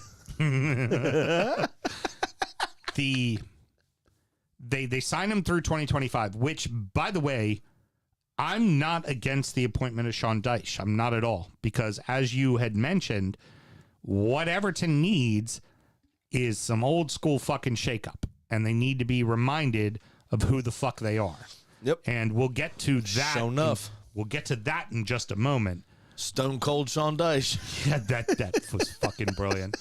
One of the guys I follow on Twitter did a poster of Stone Cold holding the beer in the air, but with Sean Dyche's face on it, and it was fucking brilliant. Yep. And honestly, if Everton want to survive, which is, I think, ultimately what the board is about self-perseverance. They're about living another day. If you want a chance to survive financial fair play, you have to stay in a fucking league. And that's the guy. Yeah. And that's the guy you hire. 100%. And that's the guy Because it you ain't hire. Big Sam, as we've proved now. Right, precisely. And so they bring him on, which is clearly, when you look at things like, Bielsa, a Mashiri guy, someone who wants to change the culture and make things happen. And I guarantee you, Thielwell was well behind. You know what? Hey, I'm okay going down for a year. Let's fucking figure this shit out. We're going to be all right. Kenwright going, no. We need an old proper English manager. This is how we need to do things. And that's who he brings in. And I'm not against the appointment of Dyche, because I'm also of the opinion I just want to stay up. I don't want to go down. Nobody does. Nobody does. As a supporter, I just don't want to go down. But that's Kenwright's idea also. He doesn't want to go down either. Right. Because why do a little-known Andrew Lloyd Webber musical when I can do fucking Cats? Right. Poorly. Actually, I think that is Andrew Lloyd Webber. Okay, you're trying to beat that one into the ground. Well, he wants to stay in the Premier League. He's just going to do it badly. So I'm. That's why he picked Cats instead of an up-and-comer. I don't that need, he could actually produce properly. I don't have to do a shot of Malord, but I feel I need to do a shot of Malord because of all the shit that's happened this week, and then we're going to fucking panic buy a couple of fucking people, and it's going to be Theo Walcott and Shank fucking Tosin is who we're going to fucking sign. You know? So that it's going to fucking be. Yes, it will be. So here it is, big old half shot, like last week. I poured myself the big shot, and that's what I'm going to do every time we lose, unless like next week we lose to you like 2-0, and it was a tough fought match. A and we looked spirited good. game. Right. Yeah. Then I do a normal shot. But when we keep doing the shit we're doing, this is what I need to drink. And then I'm going to tell you about Daish's training session today, which you're going to fucking love. And while you're doing that, I will make reference to, I didn't know that the allure and luster and mystery shit sucks. around the Black Cat of Goodison was just an extra that escaped the dressing room. Mel, he's found his new Potter joke. It's cats. That's his new joke. But there's so much around it. It's so funny. From the chat room, you know the joke is good if you have to explain it. Explaining it makes it funnier. Who said that? Probably Christian. Does it just say Facebook user? Yeah, if they're God damn commenting, it. if they're commenting from the group, it just shows up as that. I gotcha. Hey, Mel. Yeah. I love the fact that our people get it. I just love the fact that they get it. Now, Cats! Daish's training session today. There were pictures. Did they have to catch cats? You would have thought so.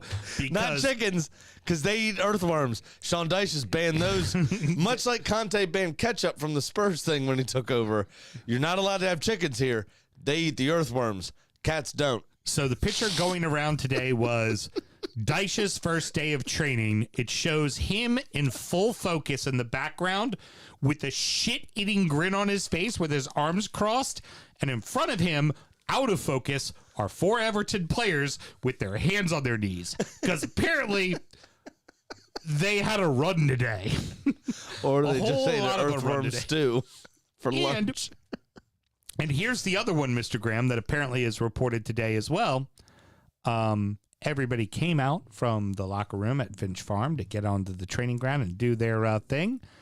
Dyche looked at all of them and said, I don't see any shin guards or socks on. You're not properly dressed. Get the fuck back in the locker room and get properly dressed. There you go. because You practice like you play. Because Much like we did in Dave's basement for a long time with darts. But also, apparently, much like what was going on from Ancelotti on, was just kind of a laxed attitude with Ancelotti and then Rafa and then Lampard was, you ain't got to. I remember now hearing that story. I remember the summer training session. Nobody had fucking shin guards on. Everybody was just like in ankle socks with their fucking cleats. And that was it. Well, that means you're not putting tackles in practice. Yeah. Honestly, serious, all jokes aside. Yeah. That means you're not going 100 miles an hour. That means you're not doing the job. So as much as Because you want your players to be protected, obviously. Your shins are the Of number course. one places you develop trauma blood clots, which is why soccer players wear shin guards. Right. Because when you get tackled, that's where blood clots can form. Well, yeah. it's also whenever anybody says to me, it's like, oh, yeah, soccer There's also players. no meat to protect you there. Soccer players roll around on the ground. My answer to them is, They don't wear hey, pads. No. I say, hey, why don't you start at the end of the hallway and run? All I'm going to do is stick my foot out. I'm not going to kick you. All I'm going to do is stick my foot With out. a metal stud on. And no, my normal foot, and let that hit your shin. Tell me how that feels. Now imagine it's a metal fucking stud going into your shin, and it's only a piece of fucking plastic protecting you. Yeah, people don't get it. I mean, the people that talk shit, I'm like, hey, you want to go to the bathroom for a minute? I'll show you the fuck, No, that sounded really. Never mind. That's why. That is exactly why I shut the fuck up. See, That sounded Mel, like a sex crime. Just like keep going. Mel. That sounded like a sex crime. Comedic timing. Yeah. Spatial awareness. We're just both like, we're going to let him play that back in his head for a moment. And I'm looking at giggle it myself out. going, emotional damage. Let's just go ahead and let not that good. one marinate. By the way, Not good. Christian requests whenever you do cats, you have to do jazz hands. Cats. Now, This is what I'm going to finish on, Sam, and you don't get to have the final thought. It's going to be mine. It's my fucking club. Cats. I will say the following. Is that better? As old school and archaic as it might be, it's exactly what this club needs. They need, we talked about the last time this team felt it had an identity was back in like 2010 through 2013, where they were the People's Club because they were hardworking, hard fighting. 100%. It was the David Moyes era. In one practice, at least there's a fucking identity with this fucking team. And one of the things that I also have to say is, and I hate to admit this, we're now the hated club of the EPL. People don't like us. People want to see us go down. And I know there's friends of mine and that are like, hey, we don't want to see Sammy's club go down. But for the most part, Everton are the fucking joke. And people are like, yeah, much like last season when we said, yeah, we're ready for Burnley to go down. I guarantee you, everybody that isn't an Everton fan is going, yeah, we're ready for Everton to go down. Sure money. Hipster choice? Still mad at Bournemouth. That might just be me. Don't know. All right, so I lost again prior Michael to... B. Jordan now owns the club. He just did SNL. He's, Yeah, it's a bit of it. It's not making any waves. Heard. We've gone way too long. Yes. I lost again. I'm down. What did I say last week? What is it now? 19,000? 1900? We all lost last week. Yeah, it was horrible. All of us lost. You already know because I already said it. I don't even remember why I lost, but it was some mediocre club. Guns. Okay, very good. What he wrote on the fly. Oh, nicely done. Bang, right there. Into the I was Dortz trying by to Rec remember Couple what I Losers. bet. All I remember was that I lost. Anyway, so, Sammy, you also lost, and you're now doing something. What are you doing? Well, I lost because Brighton couldn't beat fucking Leicester, who they should have beat. So I wrote, I'm a seagull, go fuck yourself, is what I wrote there. I think that was the one that fucked me, too, actually, now that you say that, was that draw. And I am now down $1,168. Big Sam's Lock of the Week. Mr. Graham, 11.1% of the time. It works 100% of the time. Two more than you. That's all I got going for me right now. I'm going to hang on to that. Going big, Graham. 4-way parlay. Nice. Taking all favorites. Kind of moved a little bit. All favorites, which is going to fuck me. Villa, Brighton, Brentford, and Newcastle to beat Leicester, Bournemouth, Southampton, and West Ham at plus 685. You got to say respectfully. Yes, respectfully. No, not respectfully. I'm down $1,200. Not respectfully. Fuck you. Win emphatically. Make me feel better. That's all there is to it. Nice. I gotta win sometime. And now, it's time for our degenerate gambling friend Pat's Pick of the Week. Well, he's not on the phone. He has an email. Okay, that's what I was wondering. I didn't know that. We didn't talk about that in our pre-production meeting. Oh, I will here. replay the cue. Give me a second. I'll edit this out. 138.59.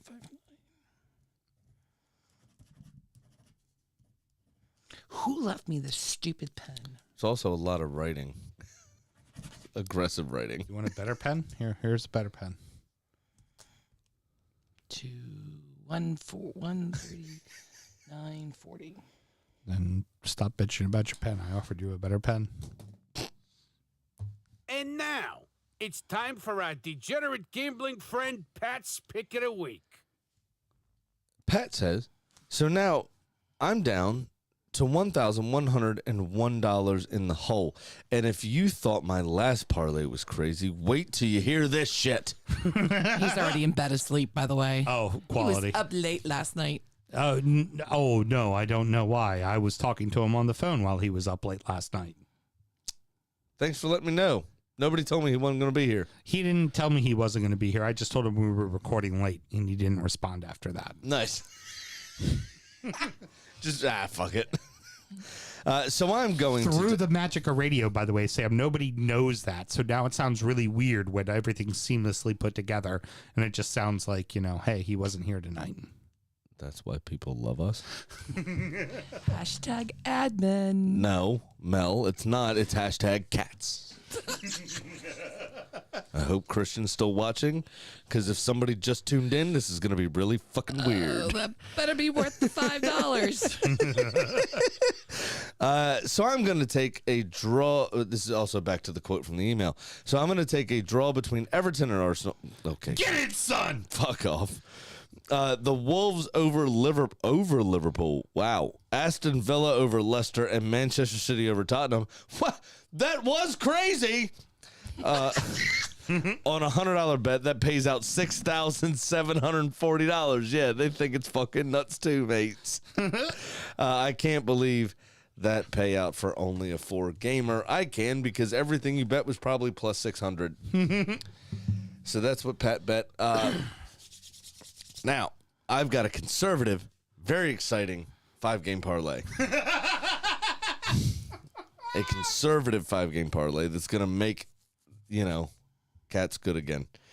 Arsenal over Everton, United over Palace, Villa over Leicester, Brighton over Bournemouth, Brentford over Southampton.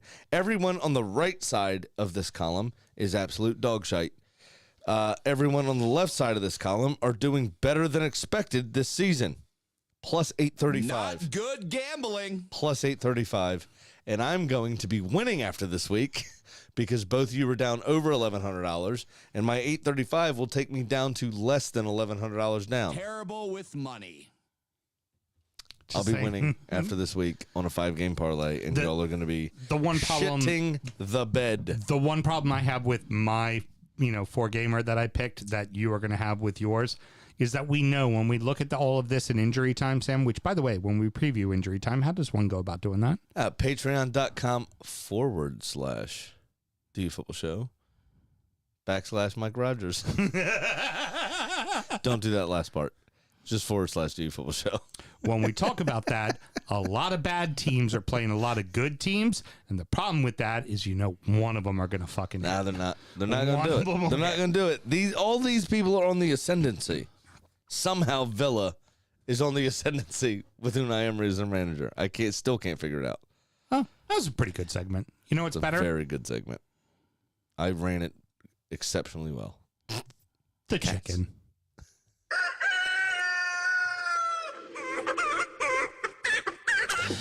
Well, Kitty missed with the Chelsea draw and with Liverpool and sits at 10-9. So this week, I gave Kitty Arsenal heading to Everton.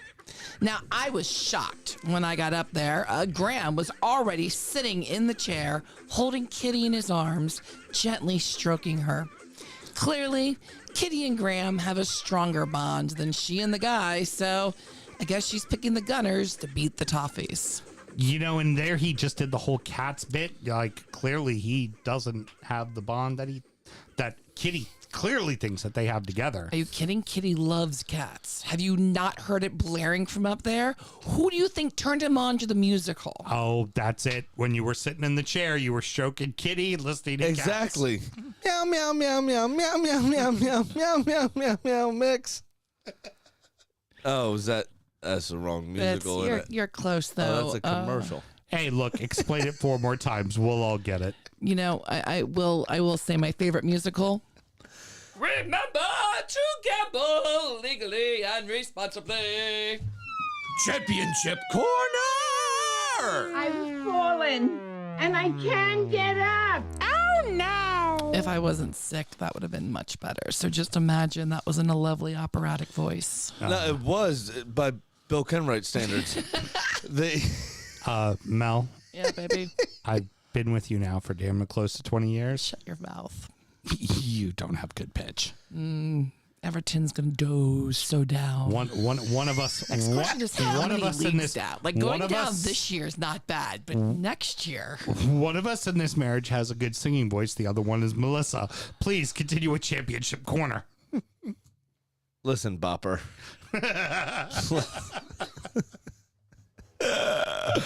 All right, this week in the championship, we only had a few games, nothing major. There's only 1, 2, 3, and one was postponed because of the FA Cup. That was also a makeup game.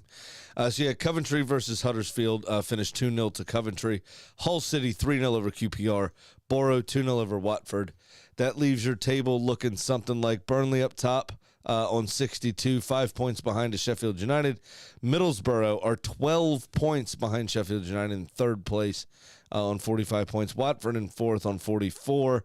Blackburn in fifth on 43. Norwich in sixth on 42. Luton on 42 as well in seventh place. They're in order goal differentials. Blackburn through Luton are -4, +9, +6. And Luton and Norwich obviously are only separated by a point in the table. That's going to be a really interesting race for that final couple of playoff spots.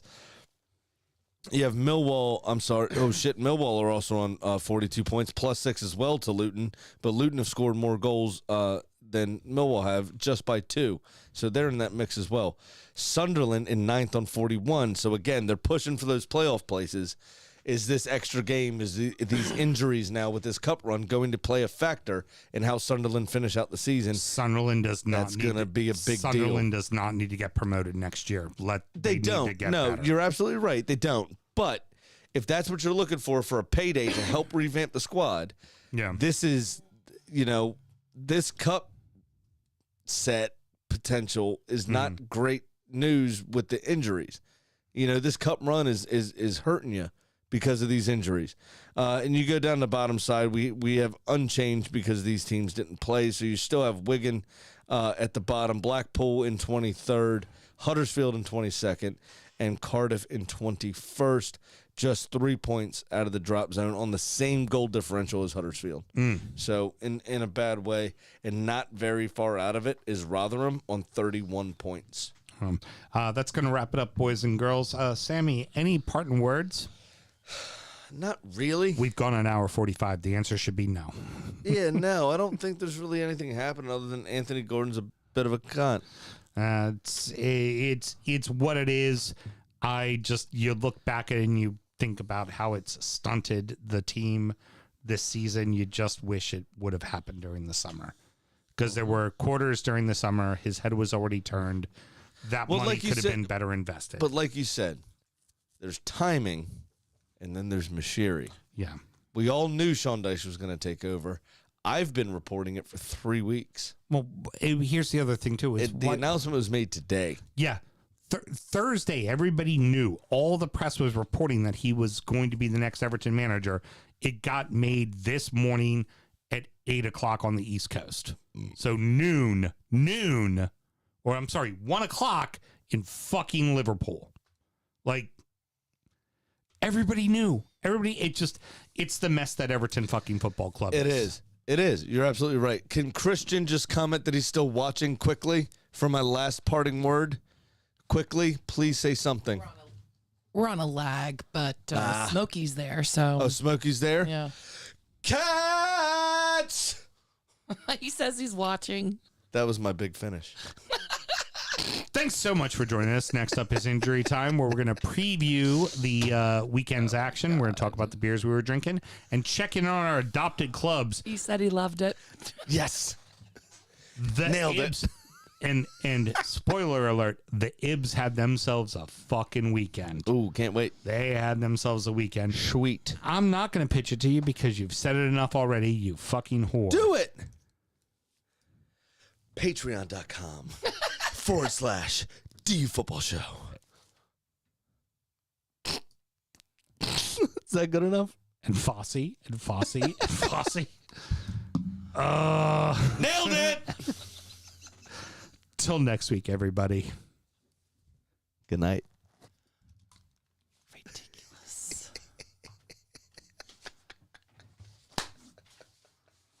Jesus, fuck me Christ. Oh, it's so good. It's so good.